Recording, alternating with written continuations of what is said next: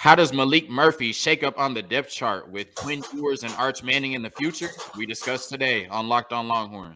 You are Locked On Longhorns, your daily podcast on the Texas Longhorns. Part of the Locked On Podcast Network, your team every day.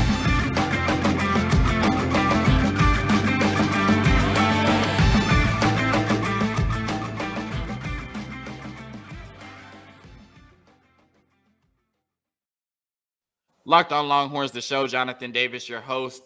John Davis from the Long Beach Press Telegram joining me. I have to say that this episode is all about Maalik Murphy, and the setup or the background for this episode was I was talking to a friend who watches the show, and they were saying, you're asleep on Maalik Murphy. So I had to bring in somebody who's watched him up close and personal to help wake me up and just talk to Longhorn Nation about how special he is.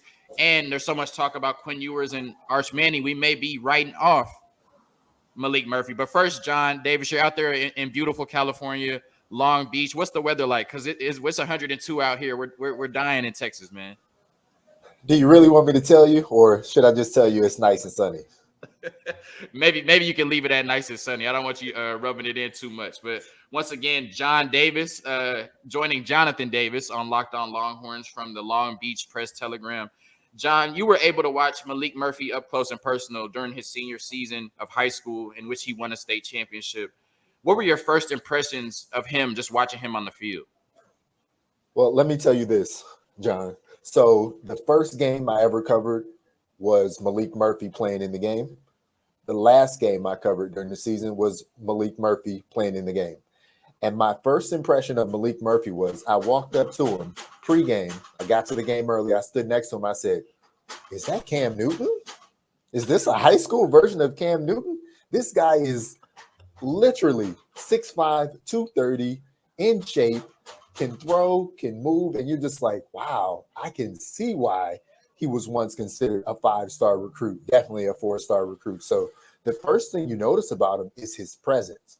And then the second thing I noticed about him is his command of the team, his leadership.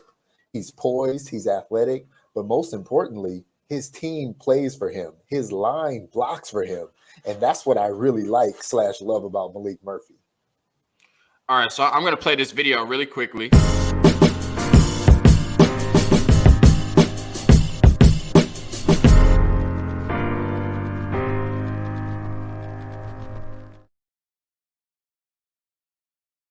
And sorry for my audio viewers, but if you're watching on YouTube, you'll know. And John Davis, you recognize that video because you recorded it. One of the biggest plays of Maalik Murphy's career, the go-ahead touchdown pass in the regional championship against Long Beach Poly. Pressure in his face, off his back foot, delivers a dime to take the lead, and they all go on to the state championship game after that and win that. But just talk about that play and the atmosphere, of the stadium after Maalik Murphy put the team on his back and threw the game-winning touchdown pass. Well, John, there was a play or two before that when it looked like it was going to be a safety. They were backed up into the end zone, and I think you hit me up about that on Twitter. And Maalik Murphy showed his what I call escapability. So, he looked like he could have been sacked. He rolls out, he makes this throw. Then a couple plays later, he makes that 75-yard touchdown throw or so, and it was his poise throughout the game because, yes, he threw an interception in that game, but he didn't get down on himself. Yes, their offense didn't score every single time, but he didn't get down on himself. He was poised. He stayed in it. And when he saw the DB not in the right position, dropped it into one of his guys. I think it was Troy who ran that in, and that was pretty much the game. So he just waited until his moment to strike, if that makes sense. And let me add this. Maalik Murphy is a guy who I said, his line blocks for him, but he's also a guy who benefits from a really strong running game. And I know that's something that Texas prides itself on, is being able to run the ball. He's okay with handing the ball off. He's not the type of guy, even though he threw for about 3,000 yards his senior season, he's not the guy who has to drop back and throw it 50 times a game. He is okay with following the game plan, knowing the offense, and picking and choosing when he uses that big arm of his and to get those touchdowns. So there was some concerns about Malik's lack of game tape. They had the COVID season where he had to play in the spring. It was a shortened COVID season. That didn't go. I think how Maalik would have liked it to go. He bounced back in his senior year. He once was the 19th overall recruit in the country. I think going into his senior year or maybe before his junior year, he got bumped down all the way down to 119. I think ultimately ended up in the 160s, coming all the way from 19 by 24/7 Sports, which is crazy. And then Malik's senior season, his high school starts off 1-3, and then he hurts his clavicle. A lot of people think that he's going to be out for the remainder of the season. Next thing you know, they come back, they end the season on a 6-game winning streak, and they win the state championship game. So for a lot of people, when you hear all of those trials and tribulations, you may be surprised that would end up in a state championship game and Maalik Murphy winning it after he started off 1-3, hurting his clavicle, and a lot of people thought his season was over. But you've covered Maalik Murphy up close and personal. If I told you that story, would you be surprised? I wouldn't be surprised because before that game, when they ultimately fell to 1-3, I spoke to his coach before the game, and he wasn't trying to tell me that we're going to lose this game, but he made sure to say, we got a lot of people injured right now. I just want to get through this game healthy. I just want to get to the league season so we can move forward with our season. Yes, they fell to 1-3 in that game. And that was the game when he got hurt in the first half, when he hurt his collarbone, his clavicle. And so one thing I remember about him is that after he got hurt, he came back out and stood on the sidelines and watched the rest of that game. He wasn't a person who was just going to go sit in the locker room and sulk. He stood there and watched them lose that game, 14-0 to a 5-star quarterback. He didn't have to do that. And so I think things like that are motivation for him. If I could also go back to a little bit, something else you talked about in the question, like, yes, he was highly ranked, but then we had this COVID season out here, which was spring in California. That season didn't go the way anybody wanted it to go. That season didn't really, in my opinion, didn't benefit hardly anybody's rankings. And so to see that happen, but to also know that he is a loyal player. So yes, junior year was supposed to be his season. He was supposed to be the man. But even being as touted as he was, he split time his sophomore year. He waited his turn, and then he had to wait his turn even more when he couldn't play in the fall of his junior season, didn't get to play to the spring. It was a condensed season. So he finally has his full season of high school football, and it starts off 1-3. He's injured.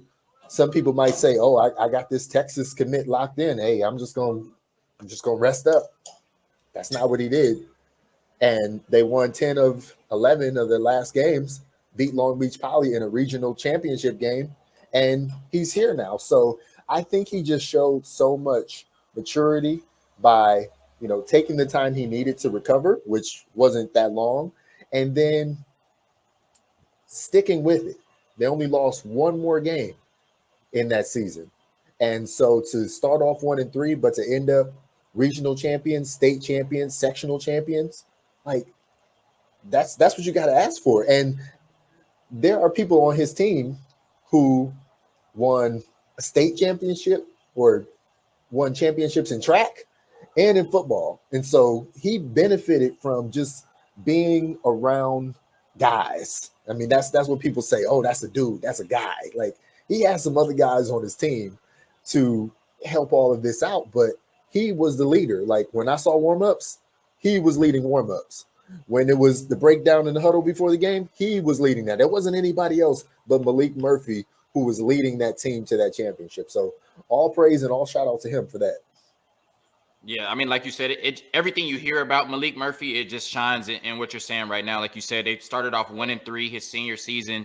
Things had already, not gone the way he wanted to the year before. The clavicle is hurt. He could have easily sat out and said, you're right, I've already committed to Texas.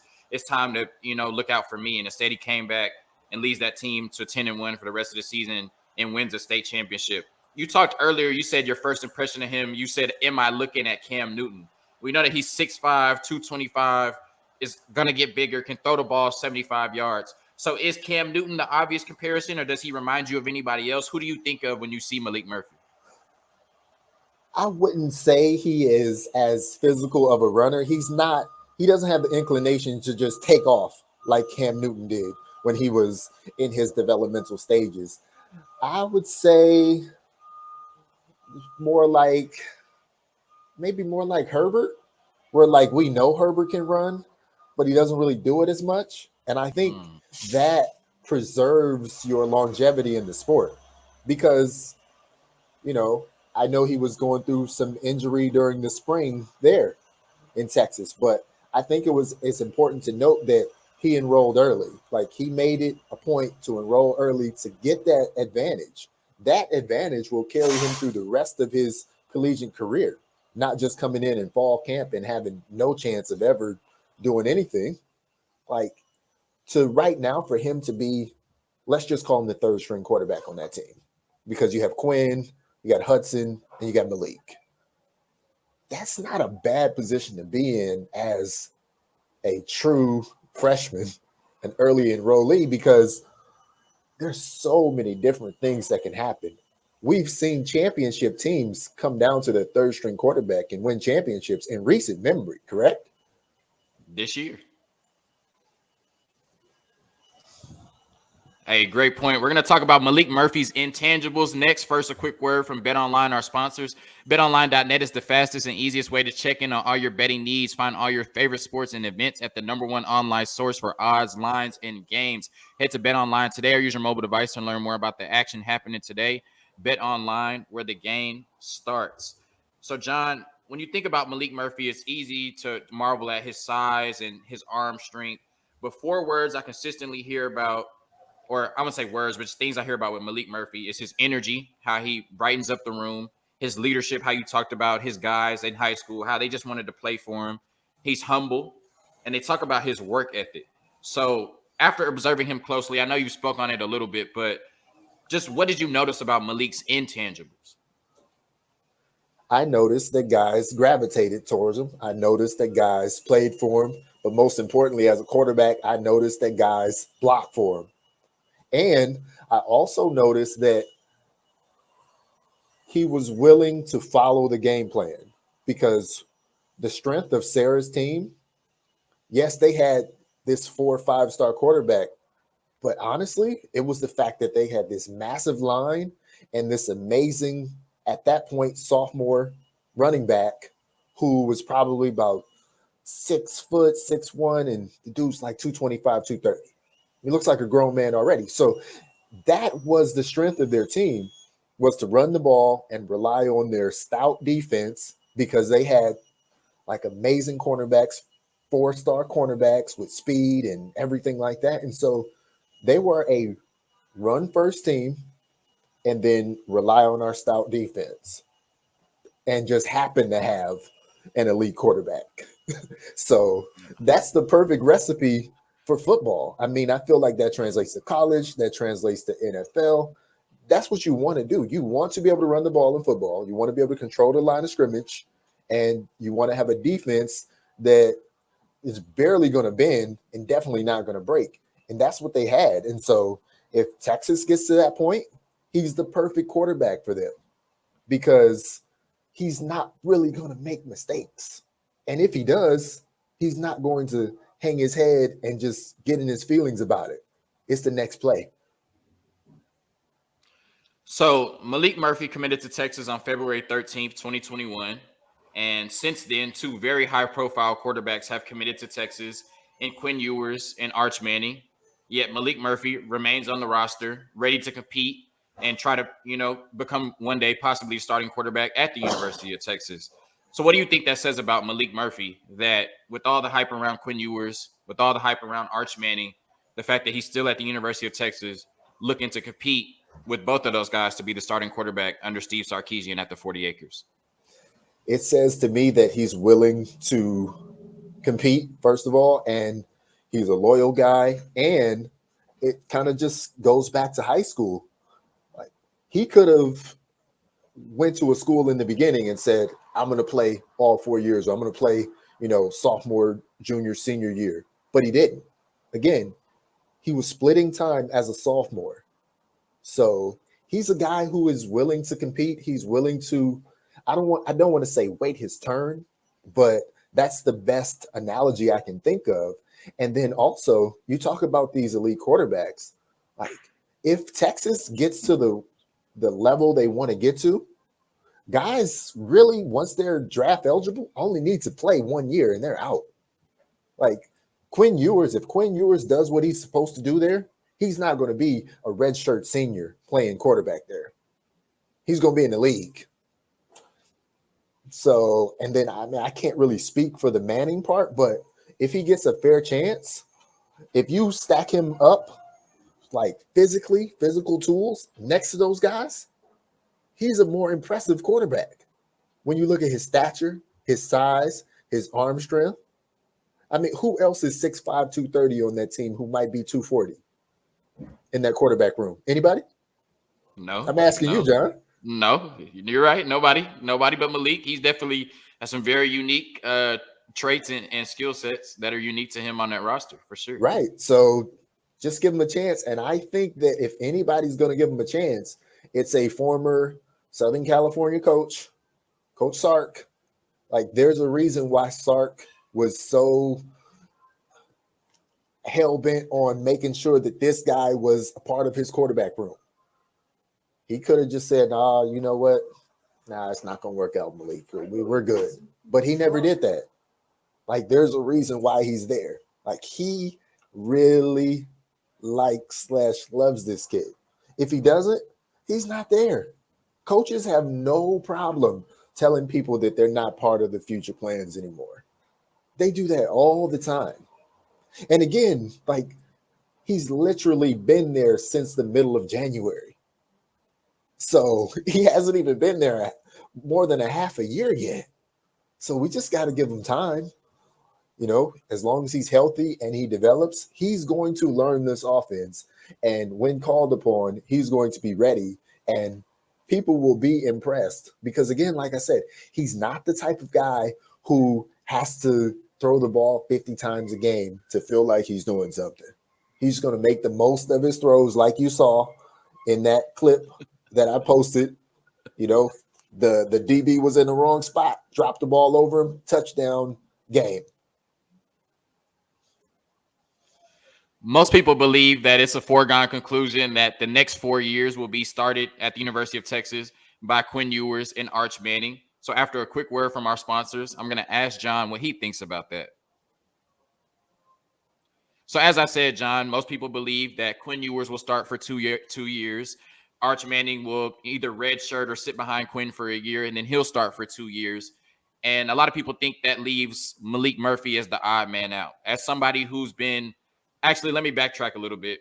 I can't just say a lot of people think that. I've said that on the podcast, so I'm in that group as well that have said the next 4 years at the University of Texas will be started by Quinn Ewers and Arch Manning. As somebody who's covered Maalik Murphy, are we jumping the gun on that premise? I think people can have Quinn and Arch starting for 4 years, but we never know what's going to happen in college football. First of all, let's start off with the fact that don't count Arch Manning on this roster until Arch Manning is on this roster. Good point.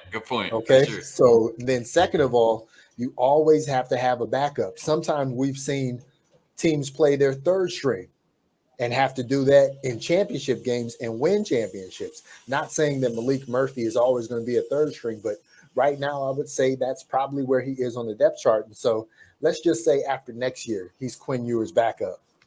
That's a pretty good position to be in. And then we'll just have to see how it shakes out with Arch. But I say all this to say that if at Texas he's not able to be successful, that doesn't mean that's the end of Maalik Murphy. That doesn't mean that Maalik Murphy is not a 4 or a 5-star caliber quarterback. That doesn't mean that Maalik Murphy is not an NFL quarterback. That just means that he's not able to do it there. But I can tell you he's loyal.